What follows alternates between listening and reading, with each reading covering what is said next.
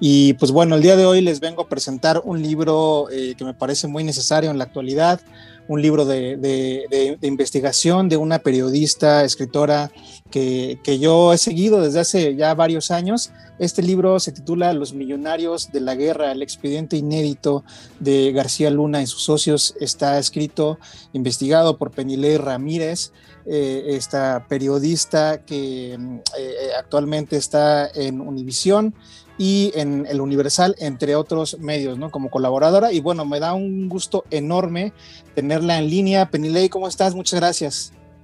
Hola, ¿qué tal? Saludos para ti, saludos para toda la audiencia. Bienvenida. Muchas gracias, pues gracias. Bueno, pues Los millonarios de la guerra es un libro que nos habla de muchas cosas, tiene muchas lecturas para todo el público. Trataremos de resumirlo lo más posible para que lo compren también. Pues bueno, habla sobre la corrupción y habla sobre, como dice el título, los millonarios de la guerra, la gente que se hizo pues muy rica, absurdamente rica, en torno a un personaje que es Genaro García Luna, el exsecretario de Seguridad Pública en el sexenio de Felipe Calderón. Pero bueno, Penilei, platícanos tú a grosso modo esta investigación, de qué va, qué van a poder encontrar todos los lectores que puedan adquirir este libro. Pues es un libro que tiene varias lecturas, es un libro que está pensado para tener una lectura muy ágil, y me da mucho gusto que eso es lo que me han comentado muchos de los lectores que ya lo terminaron. Es un libro entretenido también, es un libro que se lee muy fácil y que puede leerse en varios niveles, digamos, ¿no? Es un libro que contiene una biografía política de García Luna con la mayor cantidad de información inédita sobre el personaje que se había publicado hasta ahora, varios expedientes inéditos que están incluidos en la investigación. Es a la vez la primera investigación periodística que explica cómo la guerra contra el narcotráfico o la guerra contra la delincuencia, esta estrategia militarizada de la seguridad pública en México, que sigue hasta hoy y que inició en el gobierno de Vicente Fox, se ha convertido en un gran negocio para un puñado de empresarios, y cómo estos empresarios, a través de la venta de sistemas de seguridad, de rastreo, de intercepción de comunicaciones, se han hecho multimillonarios a costa de gobiernos federales y gobiernos estatales. Puebla no ha sido una excepción en ese esquema. Varios de los personajes directamente vinculados con García Luna después fueron funcionarios en Puebla, y además Puebla ha sido uno de los estados que más le ha apostado a la utilización de estos equipos de intercepción de llamadas, de triangulación, de análisis de investigaciones, etcétera. De manera que los lectores que escuchan la radio de ustedes van a estar, yo creo, muy interesados en varios de los temas que se abordan en el libro, y al mismo tiempo es un libro que explica cómo desde la prensa mexicana hemos comprado un poco esta narrativa de los narcos y el gobierno, como si fueran entes separados, un poco una visión maniquea y lo que busca el libro es complejizar un poco esta opinión, ¿no? Pensar cómo puede ser un distinto favorito, ya no es la Policía Federal ni la Secretaría de Seguridad Pública el favorito, sino ahora son los militares, pero cómo hay una continuidad en esta estrategia en la que hay algunos beneficiarios, muy pocos, bastante opacidad, algunos actos de pactos de impunidad muy graves, y al final una estrategia continua que también desgraciadamente tiene otra línea continua, que es la cantidad de asesinatos y desaparecidos que ocurren todavía en México todos los días. El libro también busca hacer una suerte de homenaje a las colectivas, sobre todo los colectivos de víctimas que han logrado organizarse a partir de un ángulo muy poco explorado en la cobertura de estos grupos, tanto en la parte de la prensa como en la academia, que es qué pasaba con el dinero, ¿no? Mi libro sigue la ruta de 8,000 millones de pesos y descubre cómo ese dinero que tenía que haber sido invertido en la seguridad de todos nosotros, en la búsqueda de los desaparecidos, en la baja de los índices delincuenciales, terminó en manos de unos cuantos empresarios en una vida de multimillonarios, principalmente en el extranjero y especialmente en la ciudad de Miami. Claro, 8,000 millones de pesos. Entiendo que llevas casi una década, ¿no? Detrás de esta investigación. Y bueno, en el libro, bien lo dices, es un libro muy digerible, muy ágil, con un lenguaje muy coloquial, muy entendible. Todo está perfectamente documentado. Y bueno, recientemente vi que tú a todos los personajes que entrevistaste en tu libro les preguntabas cuál fue la primera impresión cuando vieron por primera vez, ¿no?, a García Luna. Y yo te quiero preguntar a ti lo mismo. ¿Cuál fue la primera impresión cuando viste a Genaro García Luna ya en persona, sabiendo tú todas estas sospechas que estaban? Yo solo he visto a García Luna en persona una vez en mi vida, que fue el 29 de noviembre de 2012, al día siguiente, 2 días después de que yo publiqué mi primer reportaje sobre este caso. De manera que cuando yo lo vi, yo no tenía idea ni de que la investigación iba a tomar la dimensión que tomó después, y les voy a contar algo que nunca he contado en ninguna de las entrevistas del libro hasta ahora, es la primera vez que lo voy a contar. Yo llegué a esta investigación de lo que como en México le dicen de pura chiripa. Yo acababa de entrar a trabajar como reportera en Reporte Índigo y en una junta editorial, el director de Reporte Índigo, Ramón Alberto Garza, dijo que había que averiguar por qué García Luna estaba yendo tanto a Miami. Durante muchos años, Reporte Índigo cubrió el tema de García Luna y entonces yo pretendían seguirlo cubriendo. Entonces, Ramón Alberto me acuerdo que dijo, bueno, quien lo quiera agarrar, que lo agarre, ¿no? Y mi madre vive en Miami, se acercaba a Thanksgiving y yo dije, si averiguo eso voy a poder ir a Miami, ¿no? Claro. En realidad, entré a esta historia por un motivo muy poco periodístico, muy familiar. Muy familiar. Como de película, enganchada en la historia. Me acuerdo que llegamos a Miami y yo acababa de salir de la carrera prácticamente. Yo estudié la carrera en la Universidad Veracruzana en Veracruz.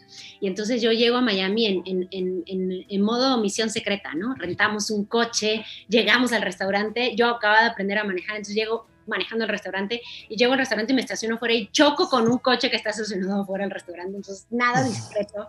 Huimos el camarógrafo y yo a otro estacionamiento cercano, dejamos el carro estacionado y caminamos a este restaurante, de manera que la misión secreta hasta ese momento había sido un fracaso total. Pero bueno, terminamos averiguando a partir de esa anécdota muy jocosa, muy nada adecuada a los cánones del periodismo. Sí. Le sale todo bien a la primera, a nosotros nos salió todo mal. Pero bueno, a partir de ahí descubrimos que había algunos hilos que había que jalar. Había muy buen trabajo investigativo previo en México. Entonces había hebras ya como que muy bien publicadas que había que desarrollar, ¿no? Y también por eso lo verán en el libro los lectores. Yo cito continuamente a otros colegas que hicieron trabajo muy valiente durante muchos años cuando este hombre estaba en el poder.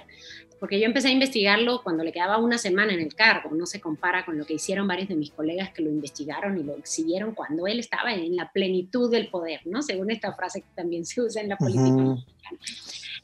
Pero de ahí a esta fecha lo que ha terminado sucediendo es que he podido encontrar un entramado fascinante, gigantesco de dinero, 84 compañías que le dieron la vuelta al mundo la cantidad de dinero que se transfirieron, y lo que más me da gusto es que esas investigaciones que están en el libro también están actualmente bajo control de la Fiscalía y acaban de decomisar o asegurar varias de las propiedades de las que yo hablo en el libro, propiedades que en su momento se publicaron, que él dijo que no tenía nada que ver con esas propiedades o que no tenían el valor que tenían y que ahora se demuestra que estaban vinculadas con esta misma investigación. De manera que es un caso que está muy vivo. El próximo 17 de febrero será la siguiente audiencia a su caso. Esperamos que en este año haya un juicio sobre su caso de narcotráfico en Nueva York. Entonces es un tema que está muy vivo, o todavía tiene mucho para decirse, y el libro cuenta qué viene en ese juicio. Yo pude, a partir de investigación periodística, ofrecer a los lectores qué va a haber en el juicio, cuáles son las pruebas, cuáles son las causas, cuáles son los hechos, de manera que si a alguien le interesa este caso y quiere saber qué es lo que va a pasar en Nueva York, el libro ofrece todo eso.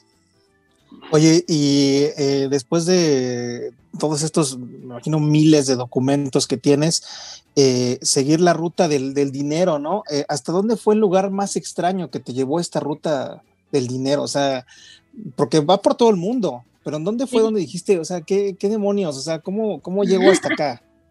Bueno, yo soy muy ñoña, entonces hago bases de datos de todo. Y lo más raro era que había unas transferencias a Taiwán, y Genaro creó una empresa de Genaro & Company en Taiwán para hacer...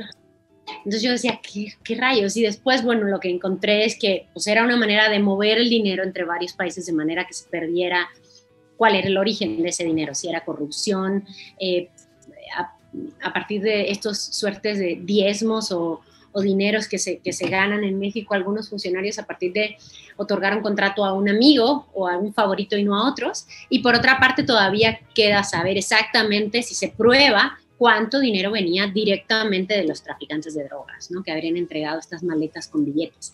Pero me parece que uno de los hallazgos de mi investigación y que lo pongo en la mesa porque me parece que es algo importante para la investigación periodística que hacemos en México es, a ver, hasta ahora lo que se ha dicho es que a Genaro le entregaron en maletas unos 10 millones de dólares los traficantes.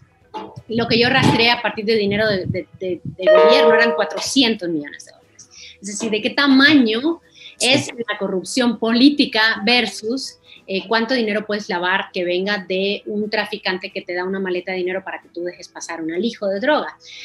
Con esto, ¿qué quiero decir? Que no son historias paralelas, no son historias separadas, es un mismo mecanismo de lavado, pero ya cuando tú tienes montado un mecanismo que le da la vuelta al mundo en 84 compañías, ahí cabe de todo, ahí cabe el soborno que te da un traficante, ahí cabe el diezmo que te da un contratista, ahí cabe el dinero sucio que tú puedas haber metido en una campaña. Entonces me parece que algo que le ha resultado muy interesante a los lectores que me han comentado ya su lectura del libro es que nos acercamos a cómo funciona el mundo del gran dinero del que muchos de nosotros clase medieros no tenemos ni idea, ¿no?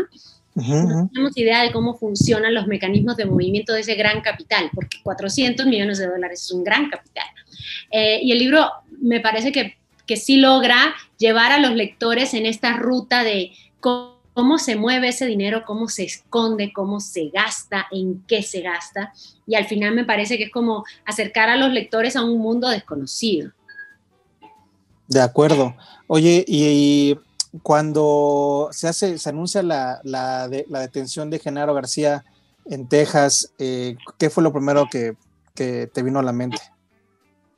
Tengo que confirmarlo, así que me puse a llamar a todas las páginas de todas las ciudades del condado cercano para confirmarlo, porque yo soy reportera de investigación en Univisión y, a ver, primero me dio como una sensación de bueno, no estábamos tan locos, ¿no? Los que cubrimos el caso.